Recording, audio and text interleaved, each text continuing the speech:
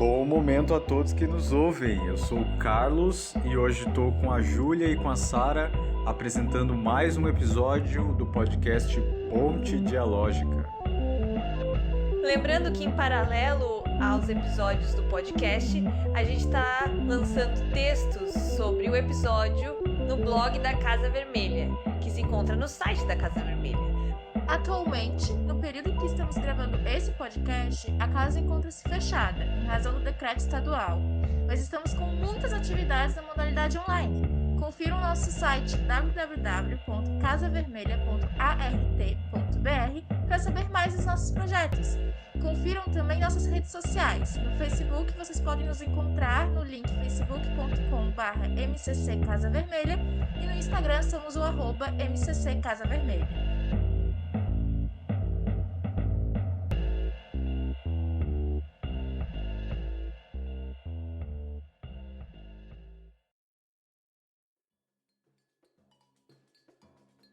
Você vai sair em que bloco mesmo? Rapaz, eu vou sair no Araqueto. Maraqueta, é? Massa. Eu saio todo ano religioso. Agora tem uma coisa que todo mundo faz quando acaba tudo, independente de religião, raça, opção sexual, é ir pra Praça Castro Alves. Pra Castro Alves. Praça Castro Alves. Correndo o risco de quem não comparece a sofrer sérias penas dos orixás. Dos orixás, né? Você não desafiaria. Melhor não, né? Rapaz, melhor não. Do desejo de falar um pouco mais sobre a história do Brasil e a arte brasileira, pensamos em debater um pouco sobre a manifestação cultural que é tão importante para o nosso país, que é o Carnaval. Ela fala muito sobre a nossa história e também faz parte dela e tem as suas ligações com a política e a sociedade brasileira. E nós, muitas vezes, não conhecemos muito sobre a sua real influência na história e memória identitária do nosso país. Resolvemos chamar a Fabíola, que é historiadora e estuda sobre essa área. Conheça então um pouquinho dela. Eu me chamo Fabíola Falcone Vieira, sou professora de História na Rede Estadual de Ensino há 10 anos, sou também historiadora e atualmente eu curso o doutorado em História do programa de pós-graduação da Universidade do Estado de Santa Catarina.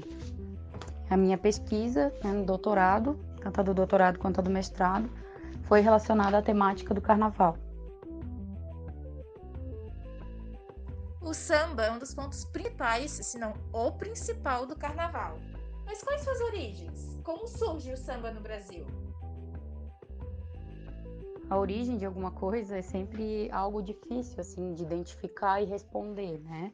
Mas a gente tem um consenso dentro da historiografia, nas universidades, nas pesquisas em relação ao Carnaval, de que pelo menos o primeiro samba gravado, e reconhecido como samba, ele foi no Rio de Janeiro. Surgiu, ao que tudo indica, no terreiro da tia Ciata, que é uma baiana conhecida e famosa no mundo do Carnaval.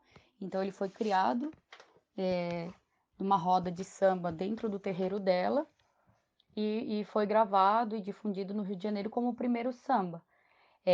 Mas a gente tem também uma questão de que há um conflito entre o Rio de Janeiro e Salvador para decidir quem criou o samba, porque ambos os estados eles têm uma ligação forte com a questão da música, da musicalidade, Então, a tia Ciata era uma baiana também, ela vem para o Rio de Janeiro, mas é no Rio de Janeiro que o primeiro samba reconhecido é gravado e composto, Então, esse é um consenso assim que a gente tem. Mas o samba, ele é de influência forte, ele é um ritmo afro-brasileiro, Então isso é reconhecido também.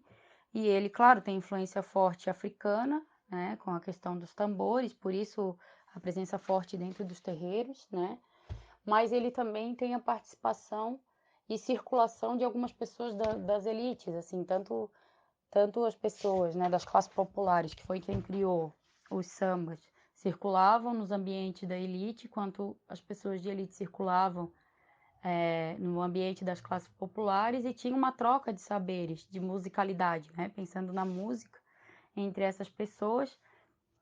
E essa troca de saberes acaba ajudando na criação e aperfeiçoando também o samba, e ele vai sendo modificado ao longo do tempo e se tornando o que a gente conhece hoje, né? Então a gente conhece vários estilos de samba. Tem o samba enredo, que é esse das escolas de samba, tem o samba, chamado samba raiz, tem samba partido alto, depois tem uma variação que é o pagode. Então todos esses estilos eles vão sendo modificados ao longo do tempo, né? Mas que derivam desses ritmos musicais que eram tocados nas classes populares, né? Como eu falei, circula nas elites, há uma troca cultural e depois acaba se transformando no que a gente conhece como samba.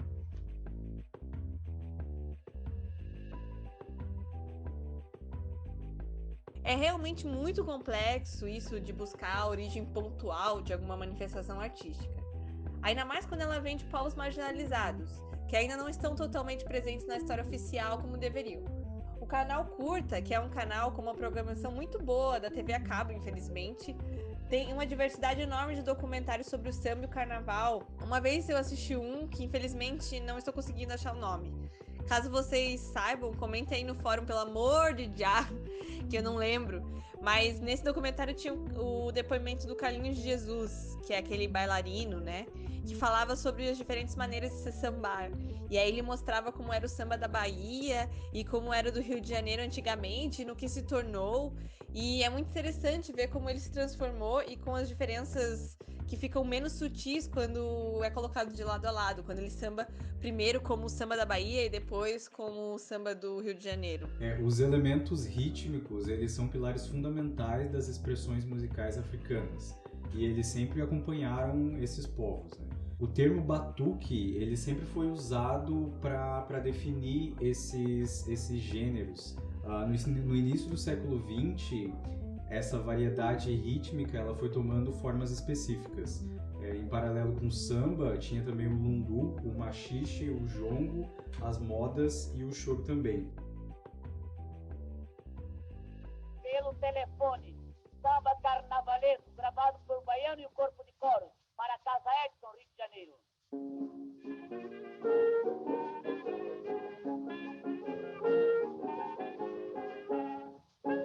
O chefe da folia pelo telefone manda me avisar que com alegria não se questione para se brincar. Ai, ai, ai, é deixar mágoas pra trás, oh rapaz. Ai, ai, ai, fica triste se é capaz de velar. Ai, ai, é deixar mágoas pra trás, oh rapaz. Ai, ai, fica triste se é capaz de velar. A partir dessa origem, como o samba cresceu e se tornou um grande patrimônio cultural brasileiro, reconhecido internacionalmente como a marca do país?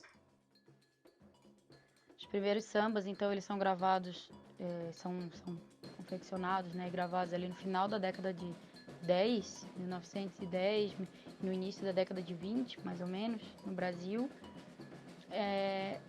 Mas eles eram reconhecidos nesse momento como fruto de uma cultura malandra, assim. Então, o samba estava associado à malandragem, né?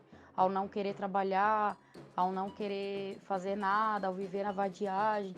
E isso era combatido pelos governos brasileiros.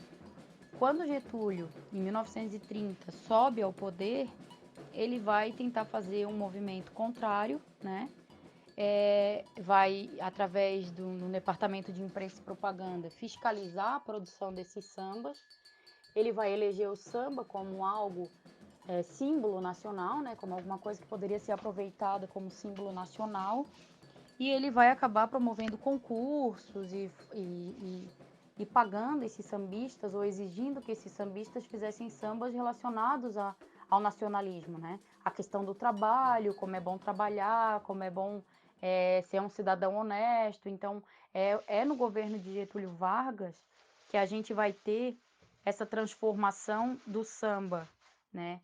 em algo que era considerado ruim, vamos dizer assim, né, de uma camada popular que estava associado à vadiagem e à malandragem, para algo que agora vai querer ser associado a algo bom, né, então ao nacional, a um símbolo nacional do Estado-nação, e que está ligado ao trabalhismo, à cidadania, né? Getúlio vai construir essas questões em torno do samba.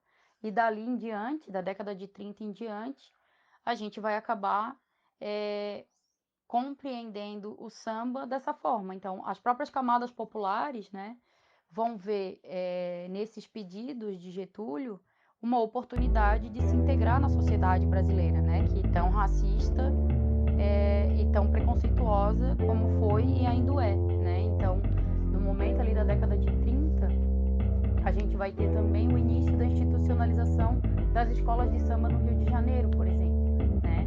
Vai ser feitos concursos, vai se deixar de fazer na rua e vai começar a se fazer de forma organizada, né? Então, isso tudo está ligado com um projeto de sociedade que o governo brasileiro queria e que ele busca elementos da cultura popular para poder ajudar nesse projeto de nação. O samba é um deles, por isso hoje, né, para além da questão cultural, que é uma produção cultural, sim, com certeza reconhecida, né, a gente tem esse reconhecimento internacional, né? É o próprio Estado brasileiro que vai fazer com que dentro do país e fora do país a gente seja reconhecido como o país do carnaval, como forma de exaltar uma cultura própria do país, né, e transformar ela em algo positivo, em uma produção positiva que é exclusiva da nossa nação e que por isso diferencia o Brasil de outras nações.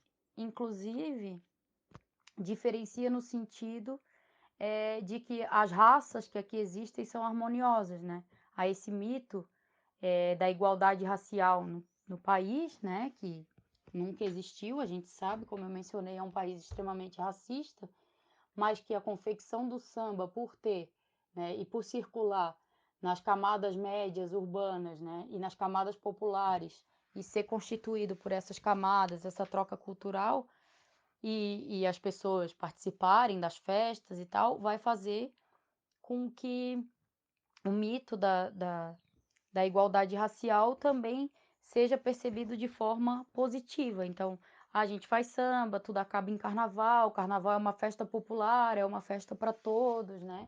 Então, vai dar a impressão de que nós somos um país, comparado aos outros, que temos uma igualdade racial e que somos diferenciados por isso também. Eu saio todo ano religioso. Agora tem uma coisa que todo mundo faz quando acaba tudo, independente de religião, raça, opção sexual, é ir pra Praça Castro Alves. Pra Castro Alves? Praça Castro Alves. Correndo o risco de quem não comparece a sofrer sérias penas dos orixás. Dos orixás, né? Você não desafiaria. Melhor não, né? Rapaz, melhor não. E não só o samba, né? Mas a capoeira, ela também vai sair desse status marginalizado do delinquente com símbolo nacional. O Vargas, nesse período, ele vai estar muito preocupado na busca desses signos e de transformar dar a eles um status nacional. Não só a capoeira, mas o samba também, muito antes de ser aceito pela elite, ele está no berço da cultura afro-brasileira. Eu acho que esse que é um dos signos do Brasil, né? Esse povo que foi escravizado e depois completamente marginalizado, resistindo. Resistências artísticas. O samba, a capoeira, com profunda relação, muitas vezes, em sua origem, às performances religiosas no terreiro. Por algum motivo, esse comentário da Fabiola me lembrou o livro do Lima Barreto, O Triste Fim de Policarpo Quaresma, de 1915, que é um pouco anterior à Era Vargas. Foi um dos primeiros livros de literatura brasileira que eu li no colégio, à força, porque caía no vestibular, mas depois eu acabei gostando e gosto até hoje, que ele tem uma narrativa muito interessante e subversiva do personagem do Major Policarpo, que é o principal, que começa buscando diversos signos de nacionalidade para exaltar o Brasil e vai se decepcionando um por um com a sua ideia de nação. Na epígrafe do livro, diz o seguinte: o grande inconveniente da vida real e o que a torna insuportável ao homem superior é que, se transferirem para ela os princípios do ideal, as qualidades tornam-se defeitos. de modo que muito frequentemente o homem completo tem bem menos sucesso na vida do que aquele que se move pelo egoísmo ou pela rotina vulgar. Bem, daria para fazer um episódio inteiro sobre esse livro, mas o ponto que me lembrou e me lembro, né, que quando eu era jovenzinha foi que chamou muita atenção, é quando o personagem busca aprender violão, né? E os vizinhos ficam tipo, como assim, violão? Você é um cara tão importante, um major, vai se debruçar a esse instrumento menor, né? Que era um instrumento ligado à vagabundagem, né? O violão. Tanto que, se eu não me engano, o cara que vai dar aula pra ele de violão era um cara preto, né? E é bem interessante essa jornada, assim, do Major Policarpo. A apropriação desses símbolos marginais por parte do poder vigente é muito importante para estender o controle sobre esses grupos, difundir e fortalecer o grande mito brasileiro da igualdade racial. A Fabíola pontuou a profunda relação dos enredos com a história do Brasil. Mas como se deu e como funciona a transposição de um fato ou período histórico para um enredo de escola de samba?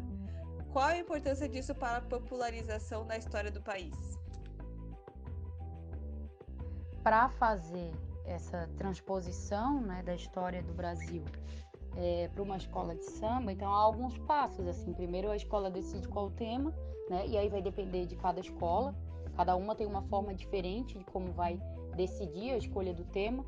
Mas então, depois de escolhido o tema, né, é escrito um enredo, né, que pode ser feito pelo carnavalesco, ou a escola pode também escolher alguém para fazer esse enredo para ela, né, que é a história que vai ser contada na avenida. Isso é o enredo da escola. A etapa seguinte é pensar no samba enredo, de que forma que essa história que a escola vai contar vai ser cantada na avenida, né, para ela poder passar na avenida.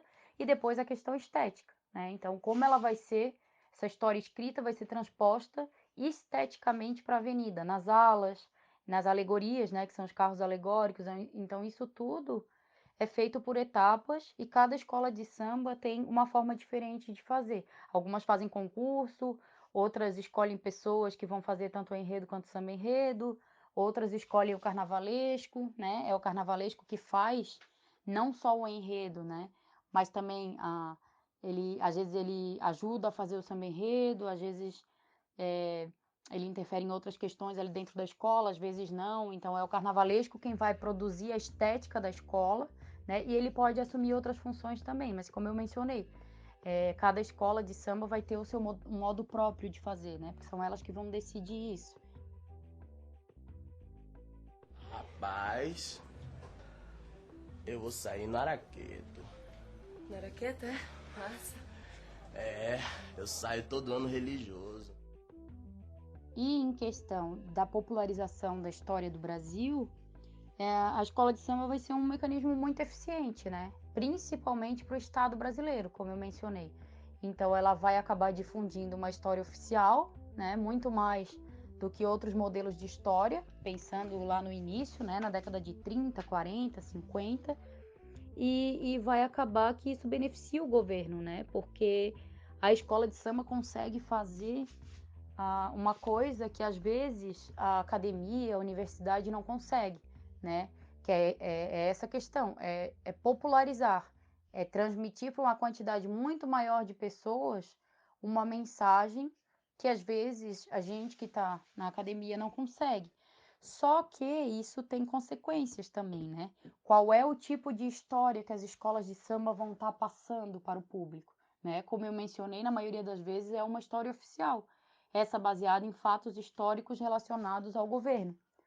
E em vários momentos a gente vai ter algumas escolas tratando de uma história de personagens mais populares ou de uma história que não seja essa exclusivamente do governo, né, de alguns outros acontecimentos, história da infância, história do amor, ou história de alguns outros elementos de subjetividade ou de sentimento, né, que também vão ser passados para as pessoas, mas acaba que o que fica na memória da população em geral é que a história só é história quando ela é essa vinculada ao governo, né? Quando ela é essa que conta os fatos históricos ao qual o governo fez parte. Então, mudanças de governo, guerras, disputas políticas, né? As outras histórias, que seriam histórias de outros personagens, ou histórias, como eu falei, né, de sentimento, da população no geral, de classes mais baixas, ela acaba não sendo considerada uma história verdadeira, vamos dizer assim, né, que é dessa forma que as pessoas consideram. Então, isso causa uma questão que a gente tem dificuldade de resolver, né, de fazer com que as pessoas compreendam que história não é só a oficial do Estado, né? Atualmente, a gente teve algumas escolas de samba que tentaram, né, inverter um pouquinho isso. E em outros momentos históricos também, né? Mas falo mais atualmente porque fica mais fresco na nossa memória. Então, Paraíso do Tuiuti, em 2018, falando da questão da escravidão, né? Falando da questão do trabalho, falando dos problemas que a gente enfrenta com o trabalho informal, com as leis trabalhistas.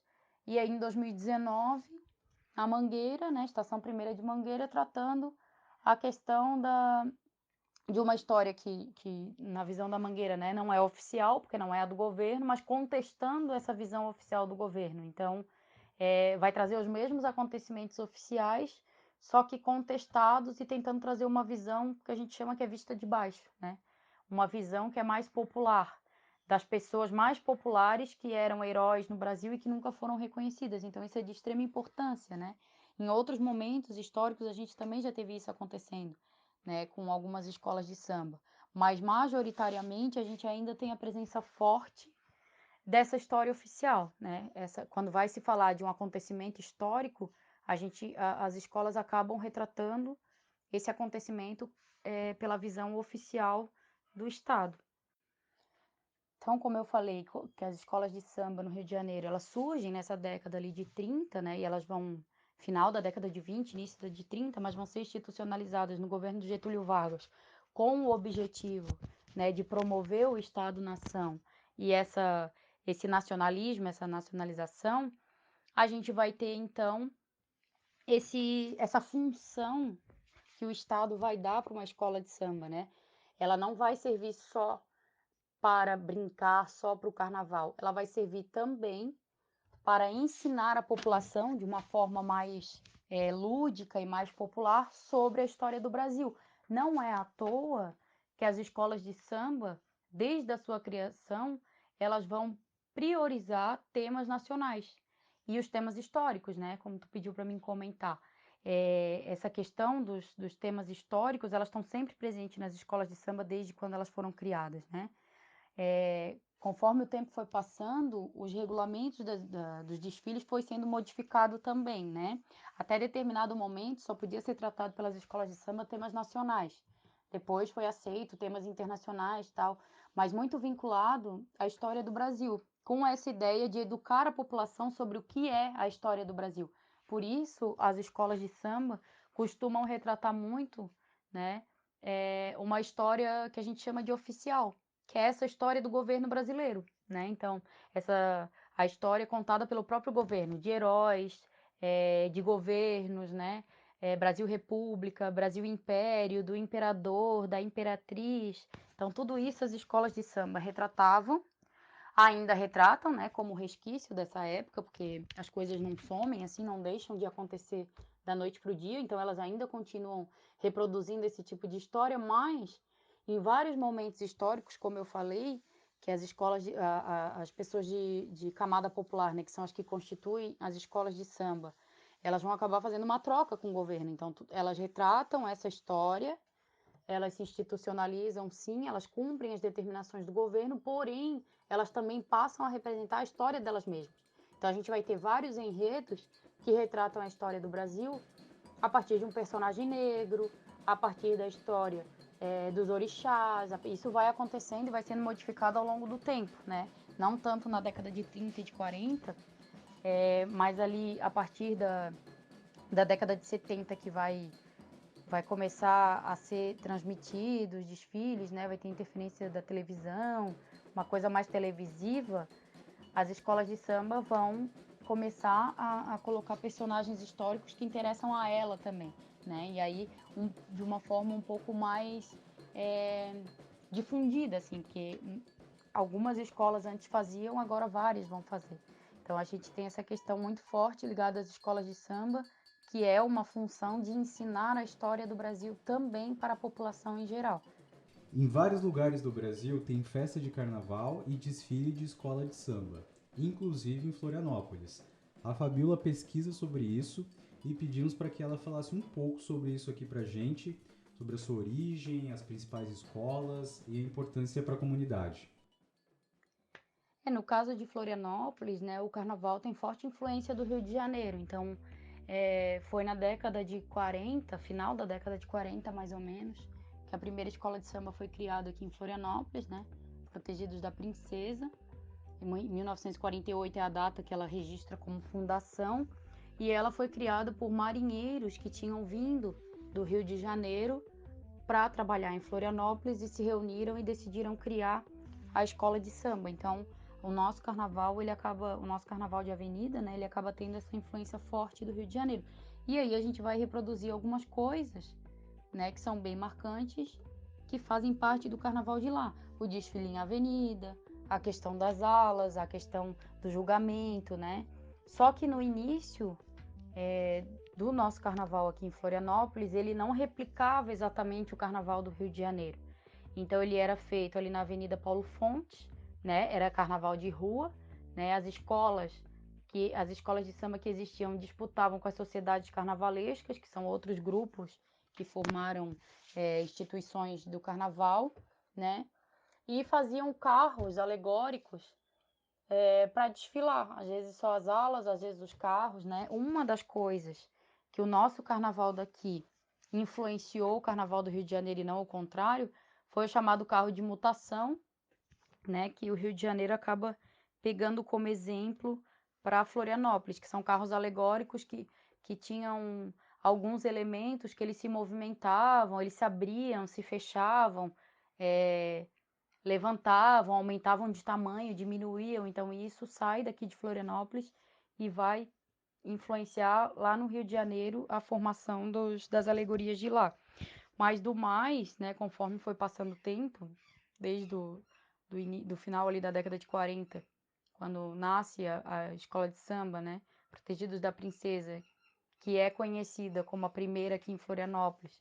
Logo depois vão surgindo as outras. Então a gente tem a Copa Lorde 55, depois um pouco mais tarde a Coloninha, né? Depois a Consulado e assim vai, até chegar nas escolas que a gente se constitui hoje. Sempre e fortemente influenciado pelo Carnaval do Rio de Janeiro, né? Pelo menos na configuração na avenida.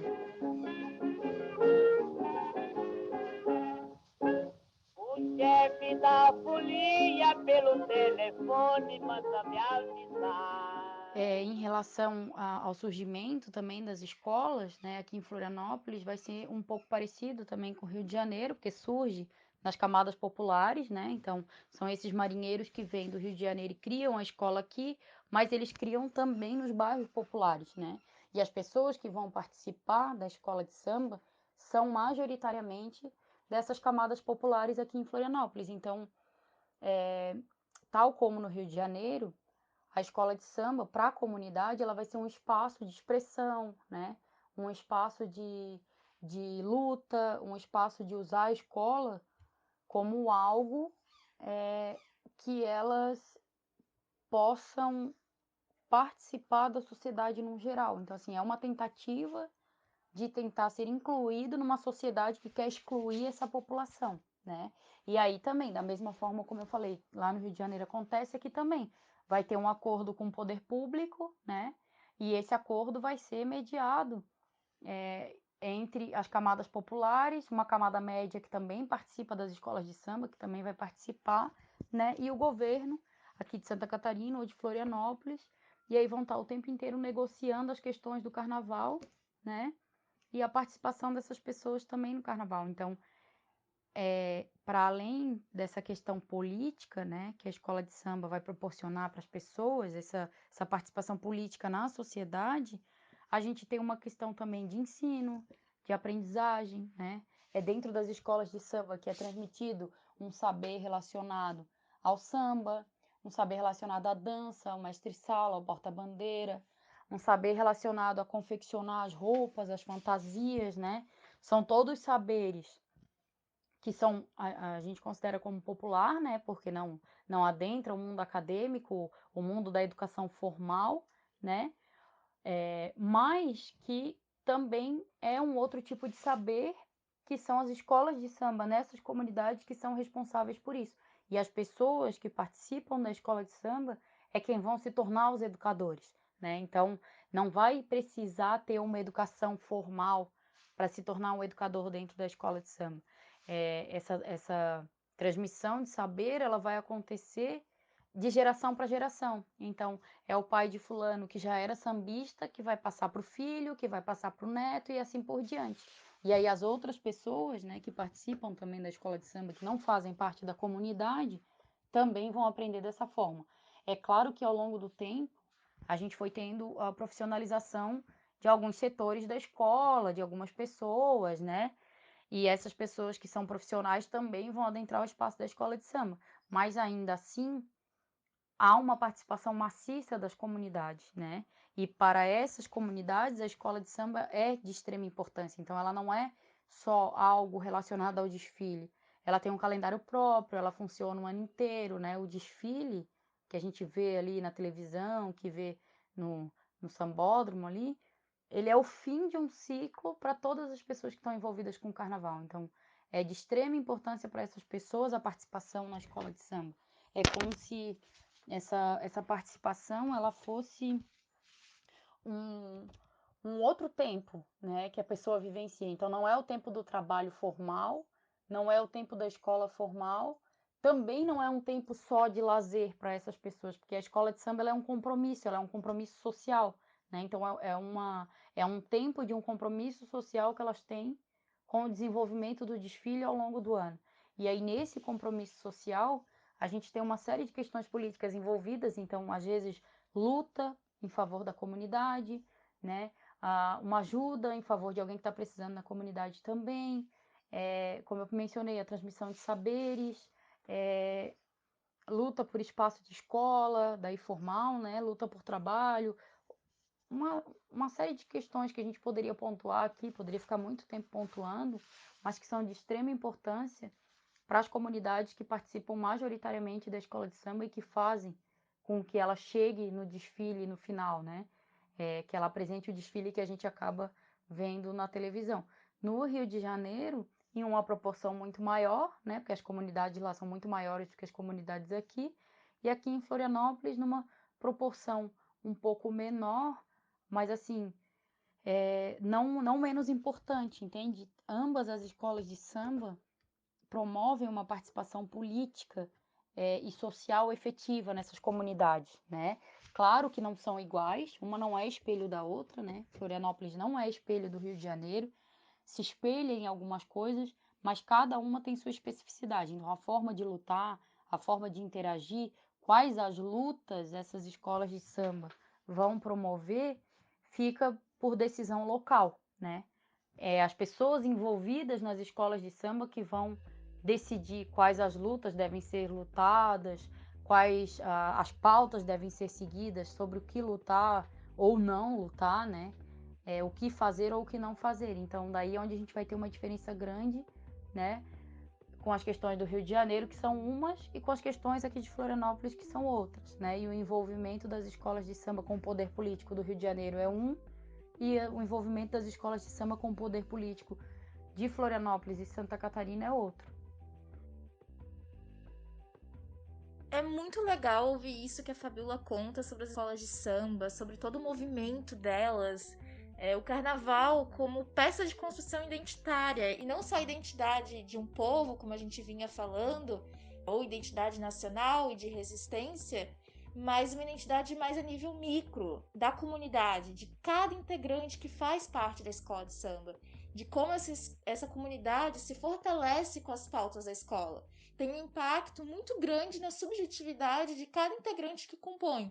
O carnaval, um elemento cultural tão vivo que fala sobre arte, dança, música, mas fala muito mais. Fala de cooperação, Fala de economia criativa, de pauta política, de consciência social e consciência histórica também. Até eu vir morar em Floripa, eu sabia mal e mal que aqui tinha carnaval. Eu sou de Joaçaba e aqui tem um baita carnaval com desfile que fez uma parte forte da minha vida. Minha família sempre participou e eu já desfilei algumas vezes por diversão. Eu amo uma foliazinha. Mas aí, por curiosidade, fui pesquisar no Google outras cidades que tinham desfile de escola de samba e fiquei pasma mesmo. Porque achei uma lista no Wikipédia chamada Lista de Escolas de Samba do Brasil, que tem de todos os lugares do país. E tem muitas cidades que tem desfile que eu não fazia ideia. Do norte ao sul, interior, litoral. Sugiro que vocês vão lá dar uma olhada. Destaco alguns nomes que eu achei bonitinhos de escola de samba. Ó, tipo a escola Operários do Samba de Crato, no Ceará. Girassol do Samba de Fortaleza. Dragões de Samambaia, do Distrito Federal, Relaxo do Samba, de São Bento, Maranhão, o Habitat do Boto, de Belém do Pará, Jesus Bom a Beça, de Curitiba, Paraná. Várias outras, tem várias outras muito boas. Dá uma olhada lá que vale a pena. Muito bom. O carnaval proporciona uma experiência de participação social além do cotidiano rotineiro, né? O desfile, ele materializa os desejos e os esforços conjuntos e estabelece os pontos de identificação dentro de uma comunidade, solidificando esses laços e perpetuando os costumes. Lado do artista. Hoje, no nosso quadro Lado do Artista, temos o depoimento de pessoas que eu conheço há muito tempo, que são os participantes do Carnaval de Joaçaba, a Fernanda Zamoner, que é porta-bandeira, e o seu pai Jorge Zamoner, que é carnavalesco, e são responsáveis pela Escola de Samba Unidos do Grande Vale, aqui de Joaçaba, Santa Catarina. Bom, eu sou Jorge Fernandes Zamoner, moro em Joaçaba, sou formado na área das artes, fundador do Grupo Queijo, dirigi por muitos anos o grupo, diretor de teatro. Hoje presidente da Acadêmicos do Grande Vale, uma escola de samba, né? Minha vida quase toda como professor universitário, mas também paralelamente a gente trabalhou sempre com o carnaval em Joaçaba, aproximadamente 40 anos ou até mais. Tem uma relação muito íntima com a questão da arte, né? Já no início, quando a gente fundou o Tejo, como eu falei, grupo de teatro há aproximadamente 40 anos, já era nesse sentido de buscar um espaço, né? A cidade era pequena, Joaçaba, e os artistas queriam um espaço para trabalhar. Logo depois, com uma certa dificuldade pela falta de espaço, a gente acabou indo buscar rua, né? Por isso eu acho até que na época surgiu a Escola de Samba Vale Samba, justamente por essa dificuldade de espaços para desenvolver o teatro na época, né? A gente sentia essa necessidade de ter um espaço não só particular, mas um espaço público, e a gente acabou, por N motivos, se envolvendo com o carnaval, e dali o carnaval foi crescendo e é o que hoje é em Joaçaba, tido como um dos melhores carnavais do sul do Brasil, até por essa dedicação dos membros e desprendimento e doação, né, na questão artística pelas escolas de samba. No meu trabalho como professor universitário, eu sempre tive a possibilidade de fazer com que os meus alunos tivessem a oportunidade de conhecer o espaço do carnaval, né? Até porque não só nos centros grandes, mas aqui no interior, o conceito de carnaval ele é muito pejorativo, né? As pessoas ainda acham que quem faz carnaval ou até arte, né, é vagabundo, é pessoa que não tem o que fazer, é drogado, enfim, né? E então eu levava os alunos, né? Eu trabalhava com cursos de formação de professores para o espaço do Barracão para conhecer o trabalho artístico desenvolvido pelas escolas de samba, né? O chão, para eles conhecerem realmente o chão do Barracão, onde se gesta todo um processo de criação, desde a ideia do enredo até o desenho dos figurinos, a concepção para corresponder com a história que você vai contar, com a criação, desde da solda até a pintura, a escultura, enfim. Era um momento de puro prazer e alucinação dos próprios alunos de ver aquela magia que podia se fazer, né, longe de uma sala de aula.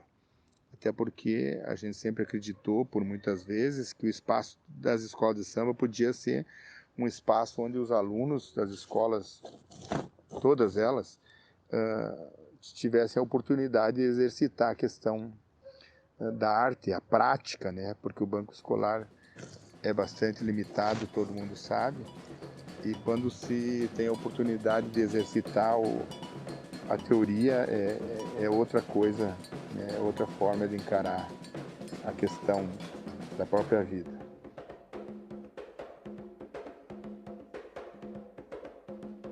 A faculdade, como eu falei, me deu essa possibilidade, né, de eu aprender nessa relação com os meus próprios alunos e exercitar esse processo de criação.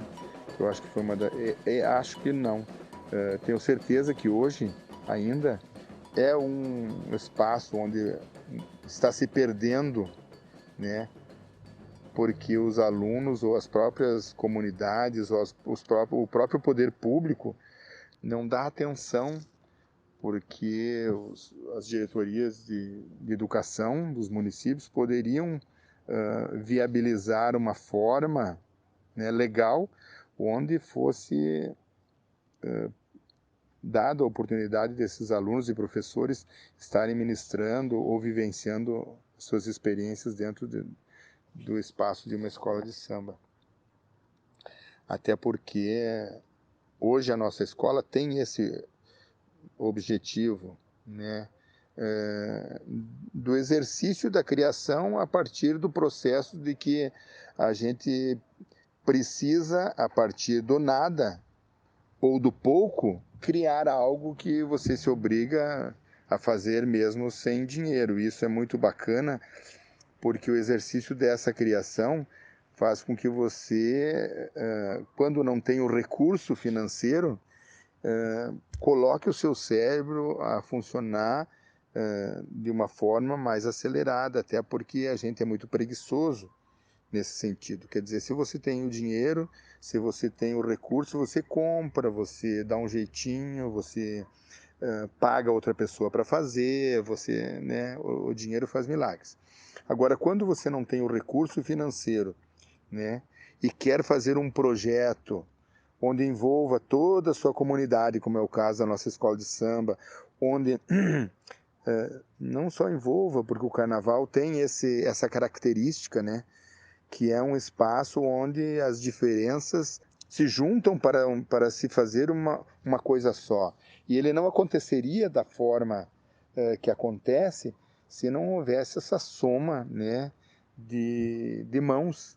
O carnaval é feito por muitas mãos, feito pelo doutor e feito pelo doméstico, feito pelo eletricista, feito por pessoas que, às vezes, culturalmente, entre aspas, que se diz, não tem a cultura que muita gente tem, e nesse momento todo mundo, né, se reúne para fazer com que aquela proposta, né, aquela história aconteça, né, feita a 1000 mãos, né, das mais variadas origens e cores e formas, né? E também gostaria de colocar assim, uma coisa muito importante, que hoje, quando a gente leva a acadêmicos, a gente teve uma preocupação, acredito que seja pela formação, pela direção da escola, pelas pessoas que se envolvendo vários grupos de teatro, né? Até porque no início, quando ele formou a escola, a nossa ideia era de não mais fazer um espetáculo só de exibicionismo, eu já digo assim, só para mostrar, né, uma vitrine, mas que ele fosse mais vivido, participado, interpretado, né?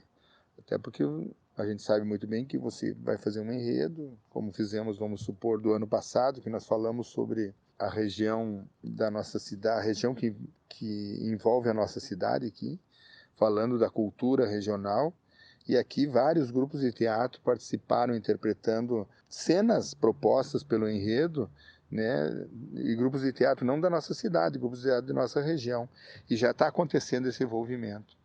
E isso é muito bonito, dá um prazer muito grande. Eu acho que, no fundo, o objetivo de todo mundo é ver que existe a possibilidade de se somar esforços, mesmo quando muitos não acreditam que é possível, a coisa acontecer e todo mundo se sentir parte dessa obra, né? Sentir que sem ele não aconteceria.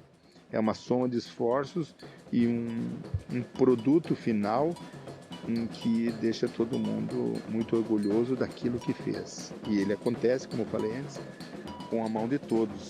Eu acho que é o nosso trabalho aqui a nível de teatro e arte, escola de samba, enfim, essa junção que a arte possibilita.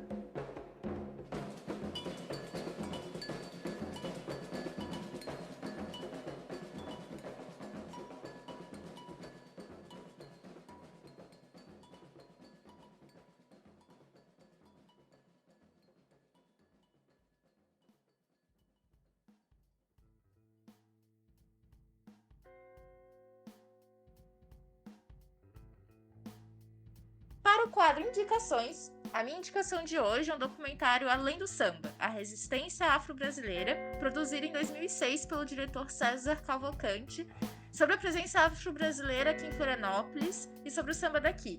Ele está disponível no canal do YouTube da TV UFSC, e até naquele episódio de moda em que a gente estava falando sobre o documentário que a Luana vem fazendo, é muito legal porque esse documentário também fala sobre a presença afro-brasileira aqui de Floripa, sobre o samba como forma de resistência, é bem legal. E a minha indicação é o álbum Cartola, o segundo álbum do Cartola, de 1976. Ele é a capa dele é ele e eu acho que é a esposa dele, assim, uma foto deles na janela, assim. E nesse álbum tem muitos hits do Cartola, tem As Rosas Não Falam, O Mundo é um Moinho. Porém, a minha música favorita desse álbum é a segunda música. É muito linda essa música, é muito triste, é uma melancolia, assim, muito fofa e maravilhosa. Eu indico muito esse álbum, ele é muito bom e é isso, escutem lá. É muito difícil alguém que é apaixonado por carnaval e escola de samba como eu dar uma indicação artística, né? Uma pequena indicação artística do que o ouvinte assistir ou ver.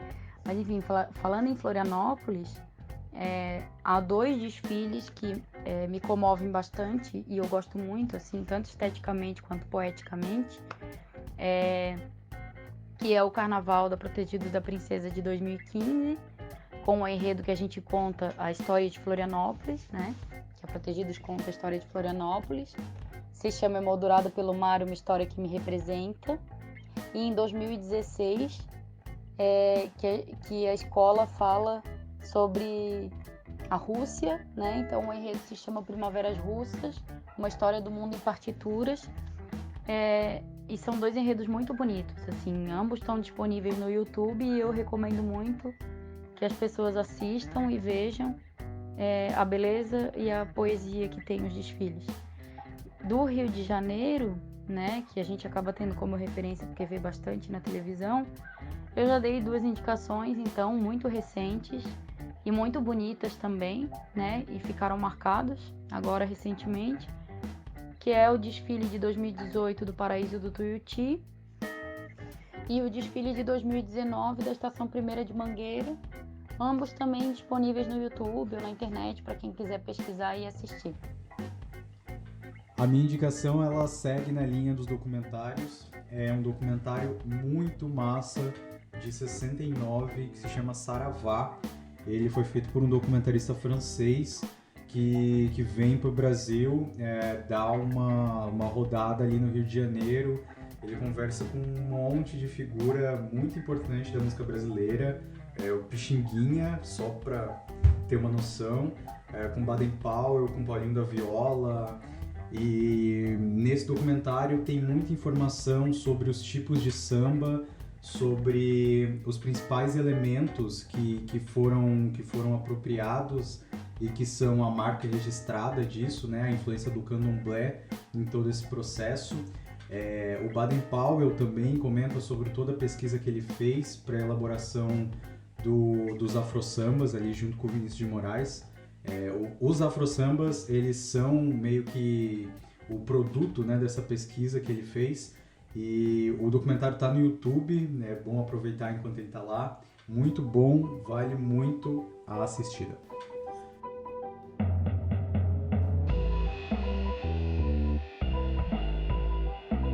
Lembrando que esse é um podcast da Casa Vermelha, que está com as portas fechadas agora nesse momento de isolamento, mas está tendo diversas atividades que todo mundo pode participar, de vários lugares do Brasil. Então, sigam a gente lá nas redes sociais, @MCC Casa Vermelha, facebook.com/MCC Casa Vermelha. E também temos os nossos fóruns nas nossas redes sociais, para que vocês comentem e interajam com a gente, coloquem umas curiosidades, indiquem coisas, falem qual é a sua escola de samba do coração, falem a sua relação com o carnaval, contem pra gente um pouco mais dessa festa que é muito especial para nós brasileiros. Queria também agradecer a Fabiola, novamente, como todas essas historiadoras que vieram aí dar uma aula pra gente, muita informação. E além de informação, conhecimento, que eu acho que é o mais importante. E essa história do carro alegórico em Florianópolis, eu fiquei passado. Mas enfim, né? Tudo que ela trouxe é muito valioso e fico agradecido pelos comentários dela. Agradeço vocês também, gurias. E é isso aí. Tchau, tchau, tchau, tchau. Fazer isso, tirar amores dos outros, depois fazer teu feitiço. Ai, se a rolinha, senhor, se embaraçou, senhor, é que a vizinha, senhor,